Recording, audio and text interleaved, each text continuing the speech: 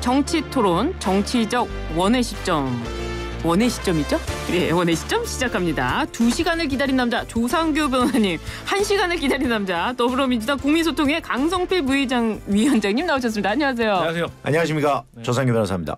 두 분이 오늘 굉장히 기대를 하셨나 봐요. 왜요? 방송하기 2시간 전, 1시간 전부터 나오셔가지고 기다려주고. 그리고 제 가성비가 더 좋죠. 1시간밖에 안 기다렸으니까. 예, 저는 성의 있게 2시간 전에 도착해서 해장국도 먹으면서 예습도 하고 상암을 둘러다녔습니다. 정치적 원의 시점이라 그런지 원의 분들은 시간이 많아요. 네. 맞습니다. 죄송합니다. 오늘 좀 시작해 보도록 하겠는데요. 항상 이렇게 여야가 즐거워요. 그런데 어제 윤석열 대통령과 이재명 대표의 만남, 이거 어떻게 평가하고 계십니까? 먼저 야당부터 살펴볼까요?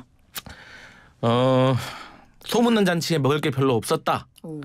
그래서 점수로 따진다면 100점 만점에 40점. 너무 야박한 거 아닙니까? 야박하게 총평하겠습니다. 네, 말씀해 주세요. 그러니까 이제 대통령께서 어쨌든 이재명 대표, 그러니까 국정 운영의 파트너로서 야당 대표를 결단을 해서 만나셨잖아요. 그리고 또 여기에 대해서 의제 조율에서 좀 지지부진하니까 또 이재명 대표도 또 내민 손을 잡아서 또 그냥 의제 조율 없이 만나겠다라고 가서 만났는데, 어찌됐든 그 의대 증언이라든지 그다음에 종종 만나자라는 이 두 가지의 조금 막연한 합의는 좀 있었는데 구체적인 좀 성과물이 없었다는 거에 대해서 조금 결과적으로는 좀 아쉽다, 이렇게 평가하겠습니다. 100점 만점에 40점이면 낙제점인데 맞습니까? 그러니까 나머지 60점을 이제 대통령께서 다른 방식으로 좀 채워줬으면 좋겠다, 이런 바람이 있습니다. 기대를 하시는군요. 알겠습니다. 조상규 변호사님 인상을 찡그리고 아니 계신데. 무슨 의제 준비가 없어요. A4지 10장 들고 가가지고 대리 읊다가 나왔는데 그게 의제 아니고 의제 한 10가지 있는데 제가 한 가지 다 비판하고 싶은데 저한테 시간을 주시면 그런데 안 되겠죠. 그래서 안 되죠. 영수회담이라는 것 자체가 원래 성과가 없는 거예요. 의례적으로 이루어지고 영수회담 중에 성과가 있는 거 있었어요? 없어요. 우리 기억 속에 영수회담 중에 성과 있는 게 뭐가 있나요? 김대중 이회창 때 있었잖아요. 딱 하나 있었습니다. 그 의약분업 딱 하나 있었습니다. 딱 하나라도 제가 그 주제도 알고 있습니다. 하지만 그거 말고는 없어요. 그리고 심지어 제가 크게 이 바운더리를 구분을 하면 사실 정쟁의 대상이 될 만한 내용은 그 10가지 중에 한 3가지밖에 없어요. 3가지 R&D 예산, 이태원 특별법, 최상병 특검. 이게 최상병 특검뿐만 아니라 그러니까 이태원 특별법도 사실 독소 조항이잖아요. 그래서 저는 이 특별법에 대한 이제 특검에 대한 이야기를 하다가 갑자기 가족 의혹 이야기를 해요.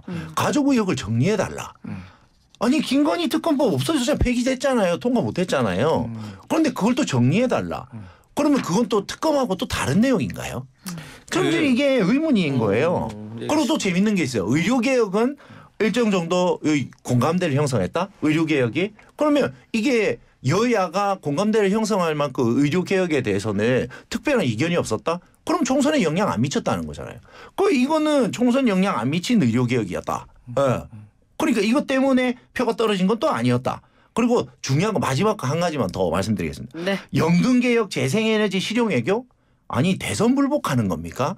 이게 어떻게 이게 총선 끝나고 나서 아젠다가 될 수가 있죠. 이거는 지금 이재명 정권이 출범한 게 아니에요. 윤석열 정권이 3년 남았어요. 그런데 이게 윤석열 정권 출범하면서 다 진행했던 이야기고 윤석열 정권의 아이덴티티인데 이거 바꾸라?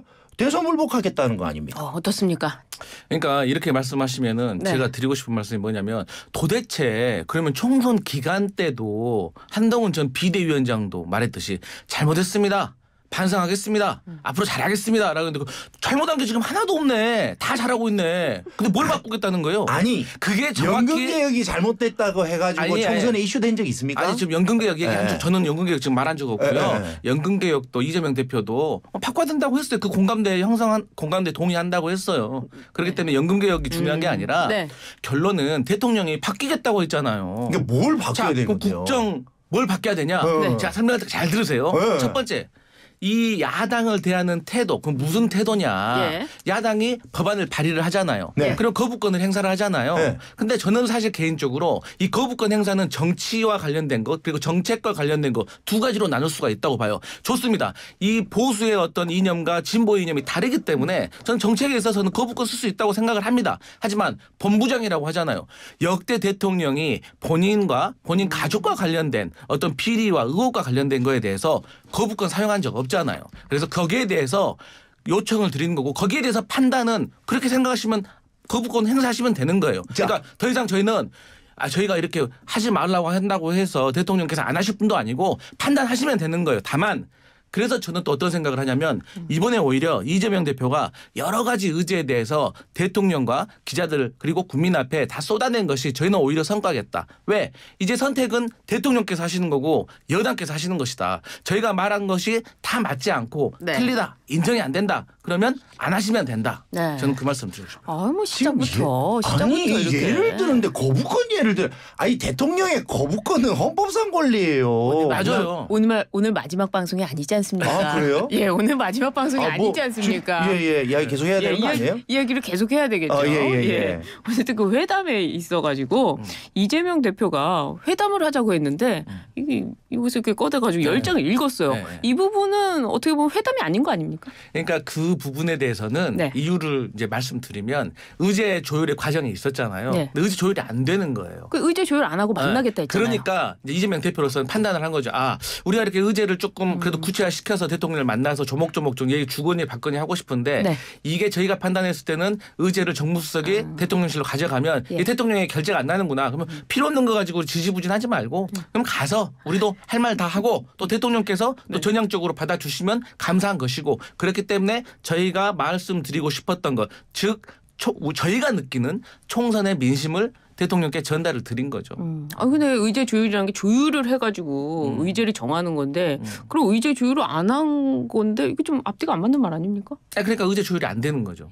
그러니까 읽으면 되는 말씀을 드리는 거죠. 어때 그 태도에 대해서 어떻게 보세요? 제가 진짜 할 말이 너무 많아가지고 지금 이거 뭐부터 이야기해야 될지 모르겠네. 압축해서 말씀을 드리세요. 그 이재명 대표의 꺼내서 읽은 이 그러니까 그게 한 10개가 된단 말이에요. 10개를 제가 그룹별로 이렇게 구분을 해봤거든요.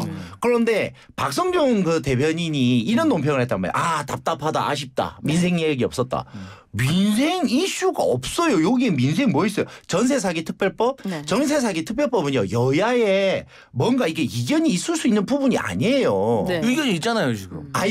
전세 사기 피해자를 보호하고 그거를 향후에 그 예방을 하자. 이거에 대해서 무슨 민생에 정부에서 지금 그 예산이 너무 많이 들어간다고 지금 안 한다는 거 아니에요? 이게요. 그 예산에서 퍼주기식 예산에 대한 이야기를 지금 하고 있는데 피해받은 사람한테 먼저 정부가 구제를 해주고 나중에 하자는 건데 그거 이야기하고 좀 들으시고 또 대답을 해야지. 의제에 대해서는 뭐 이야기가 10가지가 넘으니까 우리가 태도에 대해서 지금 얘기를 하고 있지 않습니까? 이재명 대표의 형식이 어떻냐 이 부분을 좀 평론해 주시죠. 저는 잘못됐다고 봅니다. 그 아젠다를 그냥 완전히 아까도 쏟아냈잖아요. 그러면 대화를 하러 왔으면 대화를 해야 되는데 쏟아내고 가는 거예요. 쏟아내니까 사람들이 이게 팔짱 끼고 듣기만 하다가 얼굴이 찌푸러졌다가 그냥 그러고 있는 거 아니에요.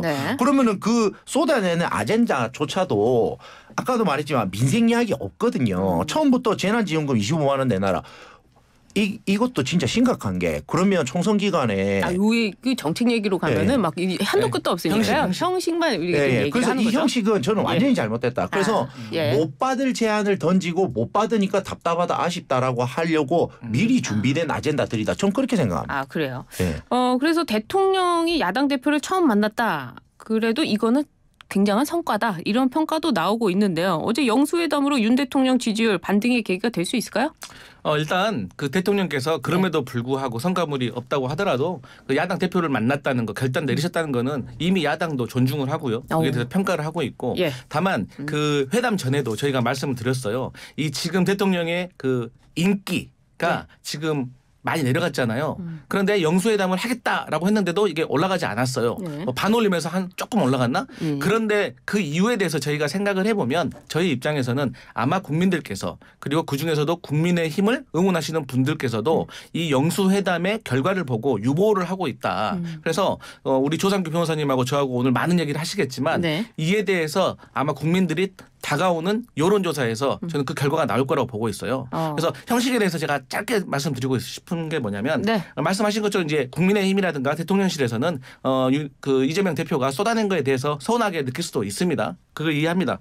그런데 저희 입장에서는 또 아쉬운 게 뭐냐면 대통령께서 국정 운영의 파트너로서 좀 예우를 해주셨다면 조금 그 어떤 형식이 조금 너무 협소하지 않았나. 그러니까 저는 정말 개인적으로 한동훈 비대위원장이 그 대통령실 방문해서는 야, 창도 뷰도 좋고 테이블도 다 넓고 한데 네. 조금 너무 이 협소한 자리에서 만나는 것 자체가 좀 답답해 보이는 시선이었다. 그래서 이게 앵글에 담아지는 모습도 조금 부족한 면이 있지 않았나. 그리고 물론 모두 발언에서는 이재명 대표가 15분을 쏟아냈지만 네. 결국 비공개 회담에서는 85%를 대통령께서 말씀하셨다는 거 아닙니까? 그럼에도 불구하고 저희 야당에서는 이조차도 대통령의 장족의 발전이다. 왜? 59분 대통령이라는 별명이 있는데 네. 여기에 대해서는 그래도 야당의 대표를 불렀기 때문에 예. 조금 덜 말씀하셨다라고 이해하려고 노력하고 있습니다. 그렇군요. 앞서서는 낙제점. 이번에는 또 괜찮다. 알겠습니다.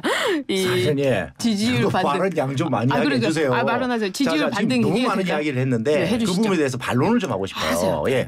예우 야당 대표에 대한 예우 의자까지 빼줬어요. 무슨 데이트하는 여자친구도 아닌데 의자를 빼주는 거 대단한 거 아닙니까? 악수하고 인정. 의자 빼주고. 자, 두 번째 답변이 길었다. 질문이 많으니까 답변이 긴 거 아닙니까? 10가지 A4지 10장 들이면 밀었는데 그러면 지금 현재 국정을 운영하고 있는 대통령으로서 답변을 해줘야 될 거 아닙니까? 그럼 답변했다고 말 많다고 또 뭐라 그래? 질문이 길었다. 네. 예. 아니, 질문이 너무 많다. 네. 그리고요. 그리고 한 3개만 가져가지고 10개를 가져가는 거예요. 예. 그다음에 시설이 안 좋은 데 했다? 대통령실 지금 엄청 좁아요.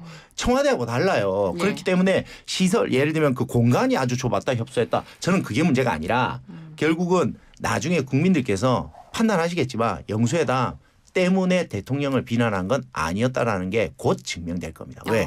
영수회담 했는데도 지지율 반등 없어요. 그러면 영수회담을 안 했기 때문에 지금까지 대통령에 대해서 부정적 시각을 가졌다가 아니라는 게 검증된다라는 겁니다. 지지율 오히려 정진석 대표의 이야기에 따르면 지금 비서실장이죠. 이야기 따르면 둘이서 그냥 조용히 만나보는 건 어떻겠냐. 차라리 조용히 만나가지고 이재명 대표 속내를 그냥 단 둘이서 좀 비치고 그렇게 하는 게 더 낫지 사람들이 지금 말을 못 하잖아요. 그래서 그런 부분들이 있지 않을까 저는 그렇게 생각합니다. 차기 영수회담 하게 된다면 두 분이 만나가지고 정말 속 깊은 얘기를 할 것이다 이렇게 평가하세요. 어떻게 보십니까? 앞으로 될까요? 전 정진석 비서실장이 확실히 그래도 중량감이 있고 정치적 내공이 있다라고 평가하는 부분이 그 부분입니다. 말미에 정진석 실장 다음엔 두 분이서 독담하시죠라고 했다는 것이 보통의 비서실장 할 수가 없었단 말이다. 이거 참 적절한 말이었다. 그리고 어떤 분위기가 안 좋아진 영수회담에 어떤 불씨를 살려주는 말이었다. 그 말 때문에 또 종종 만나자라는 말이 이어진 것 같고요. 근데 이제 제가 궁금한 점은 그렇다고 하면 과연 대통령의 지지율은 왜 떨어진 것인가에 대해서 묻고 싶고. 갑자기. 그다음에 우리 이야기 좀 해주세요. 국민의힘이 그렇게 믿고 의지하고 어떻게 주의 깊게 듣고 있는 보수 일간지에서도 오늘 사설을 통해서 어쨌든 간에 먼저 만남을 제안했던 대통령이 조금 더 유연해질 것이란 기대에 부응하지 못했다라고 평가를 하고 있다. 그래서 이러한 것들이 정말 여론에 반영이 돼서 다가오는 여론조사에서 한번 보시는 게 좋을 것 같다. 이런 말씀 드리겠습니다. 윤 대통령이 곧 취임 2주년을 맞이하는데요. 기자회견 열릴까요? 예, 열려야 하지 않을까요? 지금의 어떤 저는 그렇게 생각합니다. 지금 대통령실에서 대통령이 하고 있는 그런 관점이자 가치관 그리고 지금 노력하는 부분 이런 부분들에 대해서 좀 더 적극적으로 국민들이 알 수 있게 해주는 게 중요하다고 생각을 하는 거죠. 왜냐하면 정말 사소한 말도 안 되는 것 뭐 배추값 대파값 뭐 이런 이게 말도 안 되는 이런 걸 가지고 대통령 전체 국정 기조를 흔드는 이런 언론 여론의 어떤 몰이식 이런 거에 빠져가지고 진짜 대통령이 하고 있는 어떤 경제에 대한 이제 어떤 외교에 대한 이런 정책에 대해서 하등 지금 국민들이 관심이 없어져 버린 거예요. 그래서 홍보라든지 이런 부분에 대해서 확실히 이런 그 이제 보강이 좀 필요하다. 저는 그렇게 보는 거죠. 그렇기 때문에 2주년 국정연설 반드시 해야 되고 그에 대해서 국민들이 다시 한 번 더 평가를 해주는 기회가 있어야 한다. 그렇게 생각하는 거죠. 그렇군요. 어쨌거나 그 윤석열 대통령과 이재명 대표 간의 만남으로 여야가 뭐 이야기거리도 좀 생기고 또 앞으로의 기대도 생기고 뭐 그러는 것 같습니다. 알겠습니다. 뭐 첫 주제부터 이렇게 후끈해졌는데요. 이번에 또 이야기 나눠볼 얘기는 바로 국민의힘 이야기인데요. 국민의힘 황우여 상임 고문을 신임 비대위원장으로 추대를 했습니다. 박근혜 정부 시절에 사회부총리 출신의 원로의 등판. 민주당에서 어떻게 보고 계십니까?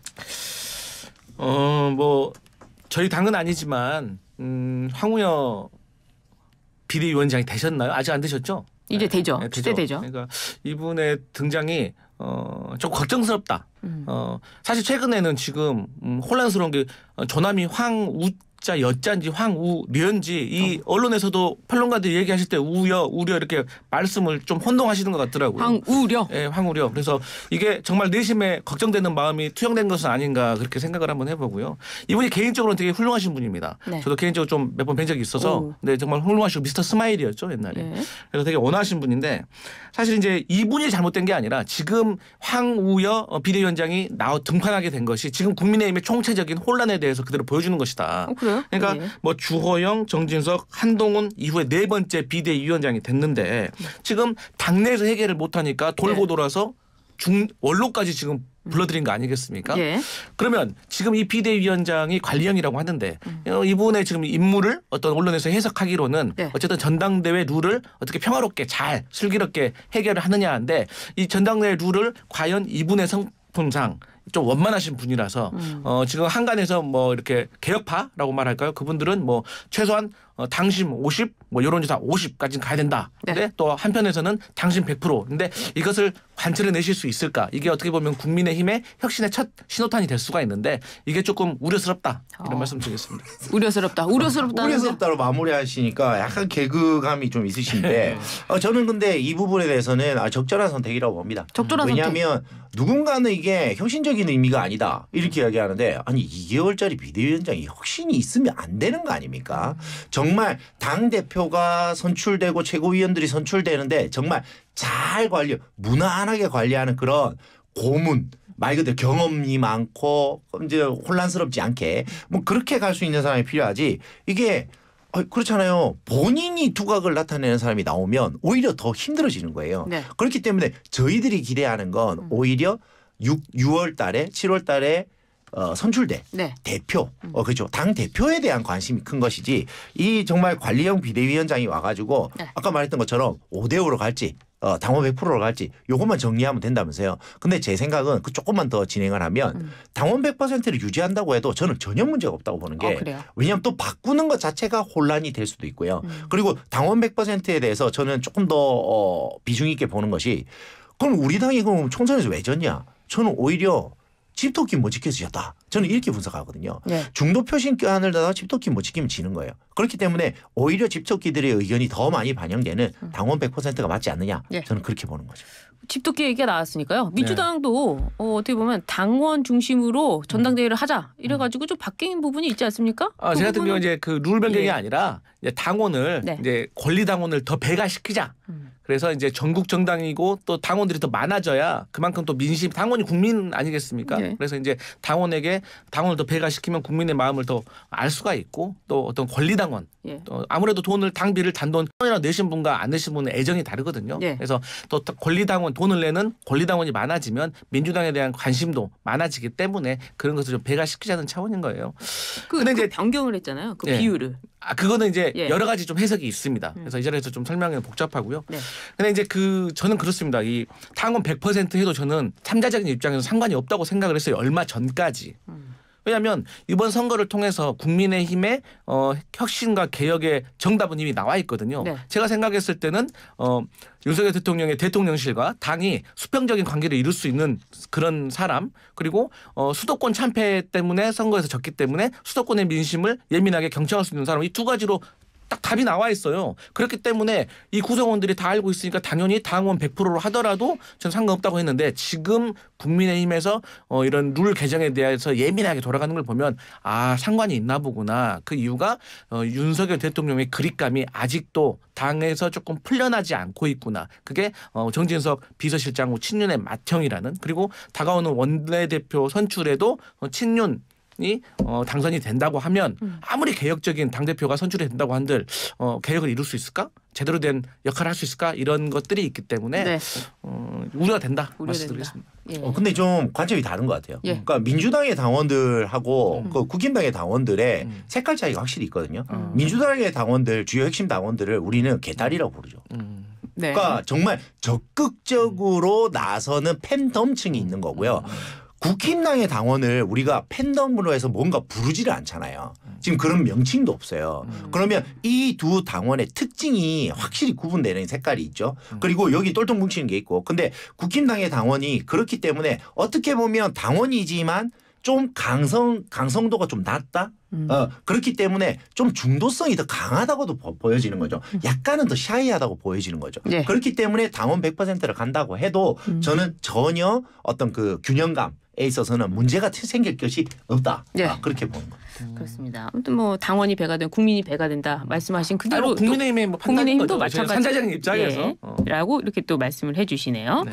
이 전대류를 유지해야 된다라는 부분에 있어서 수도권 그룹과 뭐 영남 그룹이 나눠지고 있다 또 이런 평가가 있거든요. 근데 민주당도 그렇습니까? 호남 그룹과 뭐 수도권 그룹이 나눠져 있습니까? 물론 그런 게 있습니다. 저희 민주당은 이제 지역적 기반이 호남 아니겠습니까? 그렇기 때문에 아무래도 당의 행사가 있었을 때 호남의 당원들이 줄을 이루는 건 마찬가지입니다. 그래서 당내 선거를 할 때는 호남에게 구애를 하고 당내 선거가 끝나고 나면 전국적으로 중도층에게 가는 것이 저희 선거의 일반적인 원칙이었어요. 근데 저희가 이제 호남과 수도권과의 어떤 괴리감이 분명히 있습니다. 왜냐하면 호남의 지역구를 두신 분들은 아무래도 호남인들을 많이 만나기 때문에 그 어떤 주장이 강하게 주입될 수밖에 없는 거예요. 그런데 이제 제가 맞는지는 모르겠습니다만 국민의힘 같은 경우도 TK, PK가 이제 텃밭 아니겠습니까? 그러면 거기에 있는 괴리감과 수도권의 괴리감이 저희의 괴리감보다 조금 더 큰 것 같아요. 굉장히 큰 것 같다. 상대적으로 상대적으로 거죠? 저희가 느끼기에는 그렇습니다.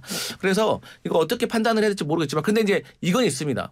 아무래도 TK에 기반을 두신 분들이 지도부가 되면 아무래도 TK에 계신 분들의 어떤 말을 많이 듣기 때문에 수도권의 민심을 예민하게 경청하기는 상대적으로 수도권 의원들보다는 더 어려울 거라고 판단을 하기 때문에 그 부분에 있어서는 반드시 좀 경계를 해야 될 것이다. 그렇게 보고 있습니다. 국민의힘은 수도권 의원이 몇 명 없는데요. 네. 지금 말씀하신 지적 부분은 어떻게 보고 계십니까? 근데 저는 이게 질문 자체에 약간의 그런 모순이 있다. 모순이 있다. 네, 모순이 있다. 왜냐하면 친윤 비윤으로 뭐 구분할 수 있죠. 그런데 친윤은 이게 친윤은 영남권, 비윤은 수도권. 약간 그런 식의 어떤 이제 분리, 나눔. 이런 거는 조금 안 맞는 이야기가 아닌가. 그러니까 오히려 친윤 비윤이 뭐 예를 들면은 뭐 당원 100% 50대 50을 원한다 이렇게 이야기는 할 수 있지만 이게 수도권의 민심과 그다음에 영남권의 민심이 구분돼 있다. 이렇게는 좀 아닌 것 같고요. 오히려 저는 이게 강원 영남 지역에서 이제 그 의원들이 많이 배출되다 보니까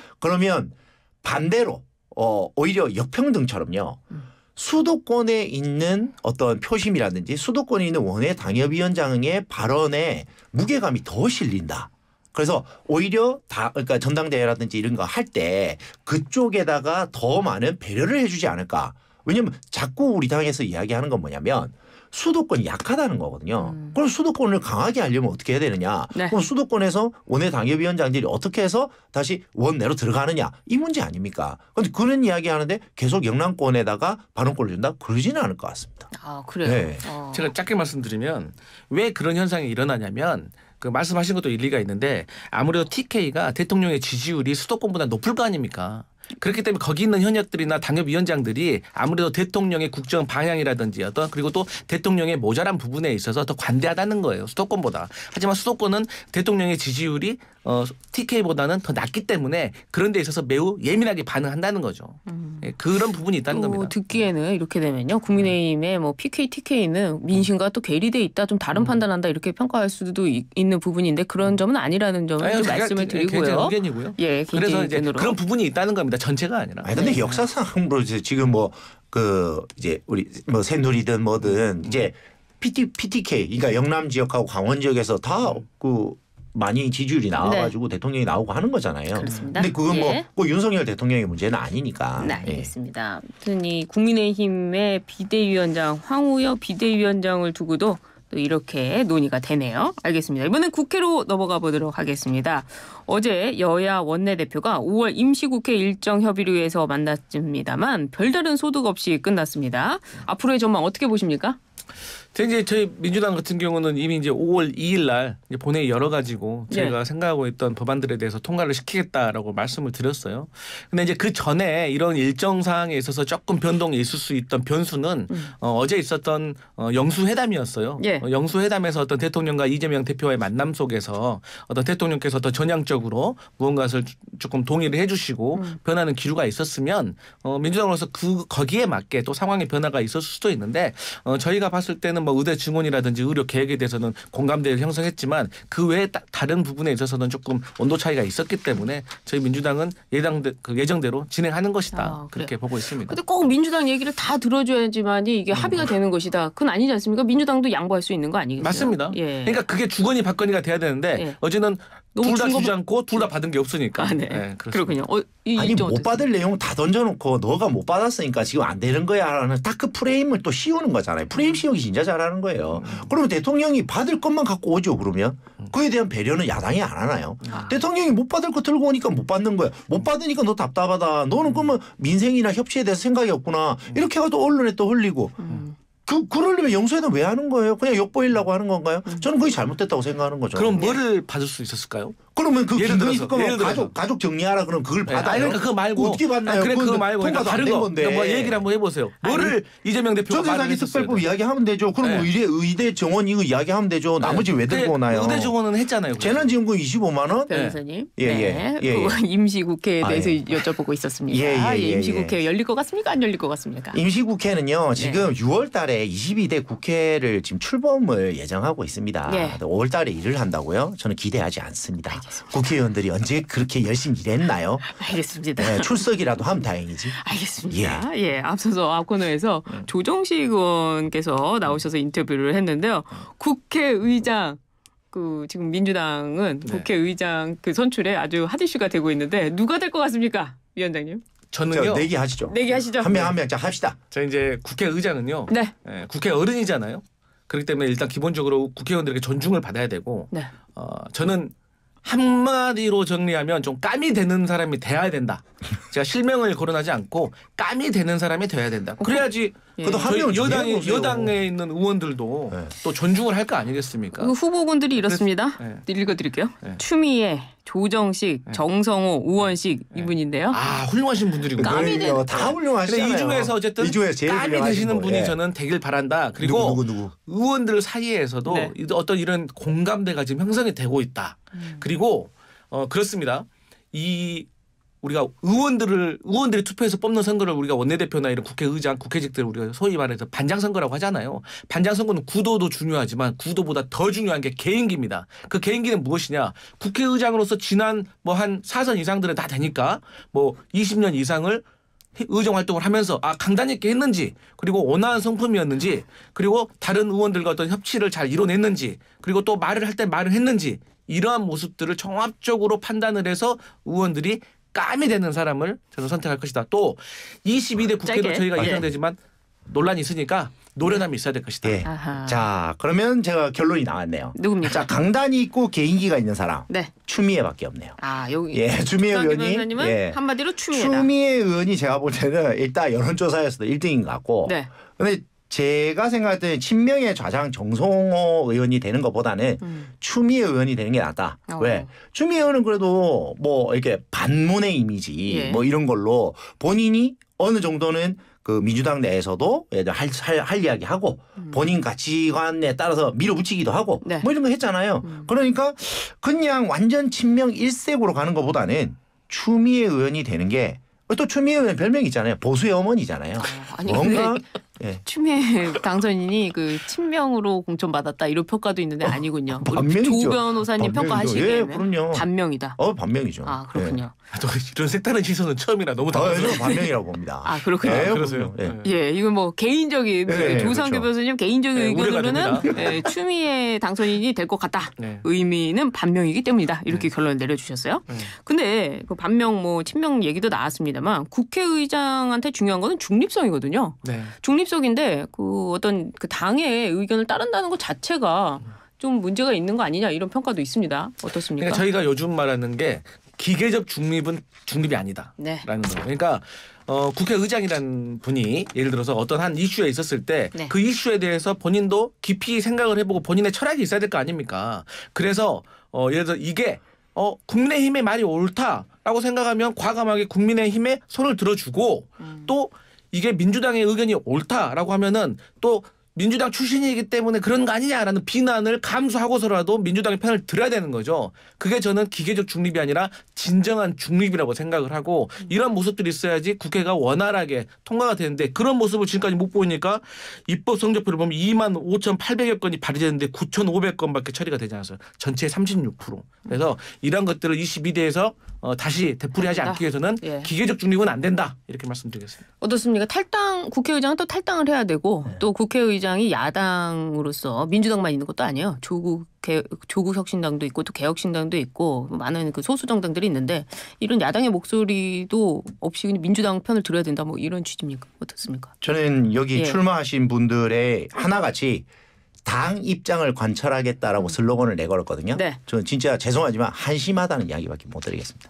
국회의장이 당 입장 관철하는 자리입니까? 그렇게 되면 국회가 어떻게 되겠습니까? 국회 또 난장판이 나지 않겠습니까?